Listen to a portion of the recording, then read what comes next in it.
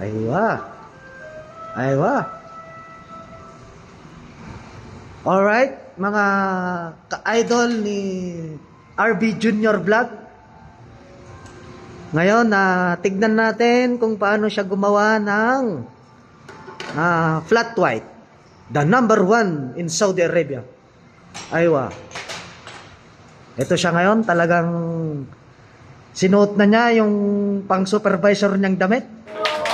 Ang tawag dyan ay the winning shot of RB Junior Vlog. Yeah, come on. Mashallah. Ito na ang kanyang Espresso. baso na may espresso na galing pa ng Italia. Buenos Dias, aywa. Di nyo pala natatanong mga kaibigan. Itong si RB Junior Vlog ay 13 years ng barista. Kaya itsura pa lang ng kape, alam na niya yan. Yan. Okay? Ito yung tinatawag nilang flat white sa Saudi. Iba naman ang flat white sa Jeddah. Ang pinagkaiba niyan, yung lugar. Kaya yan, tignan natin. Okay? Okay.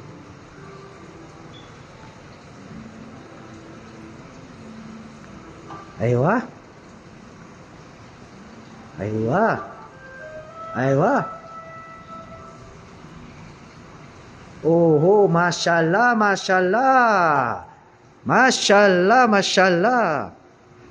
Number 1 in Riyadh. Aywa. Number 1 in Riyadh, number 1. Pagkatapos niyan, syempre, ang ating basic, yan. Linis. Aywa. Yan yung basic na trabaho ng barista dito sa Saudi. Number 1 in Riyadh. Ang Blue Bulwark Coffee na talaga namang hindi matibag-tibag ng panahon. Wallahi. Aywa. Hindi matibag-tibag ng panahon.